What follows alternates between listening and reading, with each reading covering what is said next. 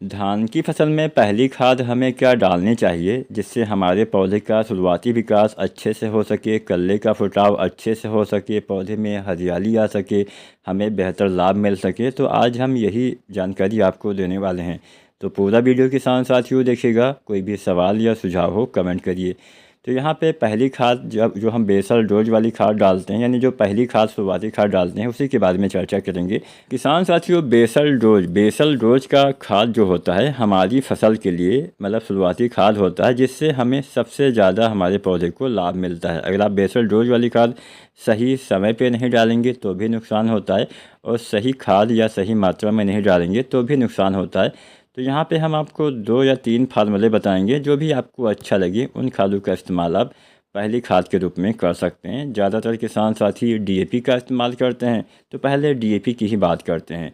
रोपाई के समय वाली खाद की बात हो रही है, तो डीएपी आपको 30 किलो से लेकर 40 किलो तक इस्तेमाल करना चाहिए। जल्दी तैयार होती है वैरायटी तो 30 किलो, कोई मध्यम अवधि की वैरायटी है तो 35 किलो, देर से तैयार होती है कोई वैरायटी तो उसमें 40 किलो, यानी 30-40 किलो आपको डीएपी डालना है। साथ में यूरिया की बात की जाए तो थोड़ा सा कम यूरिया इसमें देना पड़ेगा, लगभग 16 से 20 किलो यूरिया डालिए। साथ में पोटास की बात की जाए तो पोटास 25 से लेके और 40 किलो तक इस्तेमाल करिए। 25-30 किलो जल्दी तैयार होने वाली वैरायटी में, 30-35 किलो मध्यम अवधि की वैरायटी में, 35 से 40 किलो देर से तैयार होने वाली किस्मों में पोटास डालिए। 3 खाद रोपाई के समय बेसल डोज के रूप में अगर आप डीएपी डालते हैं तो डालना पड़ेगा। दूसरी खादों की बात की जाए तो आप यूज करते हैं ज़्यादातर किसान साथी 12-32-16 एनपीके। अगर आप 12-32-16 एनपीके डालते हैं तो 45 से 55 किलो आपको मात्रा देना है। कम वाली वैरायटी में कम मात्रा, देर से तैयार होने वाली वैरायटी में थोड़ा सा ज़्यादा मात्रा। तो 45 से 55 किलो आपका एनपीके 12-32-16 डालना है। साथ में आपको लेना पड़ेगा यूरिया, वही 16 से 20 किलो। साथ में पोटास की बात की जाए तो 20 किलो के आसपास पोटास आप चाहें तो इसी समय डाल सकते हैं, या फिर पोटास आप 2 भागों में बांट के भी डाल सकते हैं।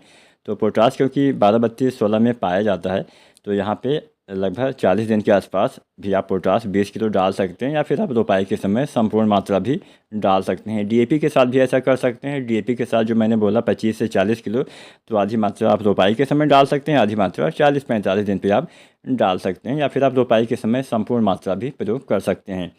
तो पोटास हो गया, साथ में हमने बता दिया आपका एनपीके 12-32-16, यूरिया तो 16 से 20 किलो रहने ही वाली है। अब तीसरा फार्मूला भी जान लेते हैं, जिसमें हम सिंगल सुपर फास्फेट का इस्तेमाल करने वाले हैं। ये खाद मेरे हिसाब से सबसे बढ़िया काम करेगी, क्योंकि इसमें आपका सल्फर भी हो जाता है, साथ में कैल्शियम भी हो जाता है, और फास्फोरस भी हो जाता है। कुछ एसएसपी में जो है वो जिंक भी आपको कुछ मात्रा में मिल जाता है। तो यहाँ पे अगर बात की जाए एसएसपी कितना डालना है, तो लगभग 90 से 110 किलो सिंगल सुपर फास्फेट डालना है। 90 से 110 किलो मात्रा पर्याप्त रहने वाली है 1 एकड़ खेत के लिए। ये मात्रा मैंने जितनी भी मात्रा बताई हो पर एकड़ के हिसाब से बताई है। तो एसएसपी के साथ आपको रोपाई के समय जो है यूरिया थोड़ा ज़्यादा डालना पड़ेगा। तो यूरिया आपको 30 से 40 किलो डालना पड़ेगा, क्योंकि एसएसपी में बिल्कुल भी नाइट्रोजन नहीं पाया जाता, तो इसलिए नाइट्रोजन की पूर्ति आपको रोपाई के समय ही करना पड़ेगा। बाकी डीएपी या फिर एनपीके 12-32-16 के साथ आप नाइट्रोजन 1 सप्ताह बाद भी प्रयोग कर सकते हैं, तो दिक्कत नहीं होगी।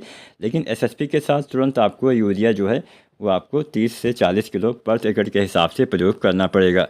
इसके साथ में पोटास भी मैंने बोला था, जैसे 25 से 40 किलो, तो पोटास भी आप डाल सकते हैं। आधी मात्रा आप चाहें तो डाल लीजिए, या फिर संपूर्ण मात्रा आप डाल लीजिए। आधी मात्रा अगर आप 2 भागों में बांट के डालते हैं तो आधी रोपाई के समय, आधी 40-45 दिन के आसपास आपको प्रयोग करना पड़ेगा। तो 3 फार्मूले हमने आपको बता दिए। इन तीनों फार्मूलों में से जो भी आपको अच्छा लगे उसका इस्तेमाल आप रोपाई के समय पहली खाद के रूप में करके आप धान की फसल में अच्छा पैदावार, अच्छा उत्पादन ले सकते हैं।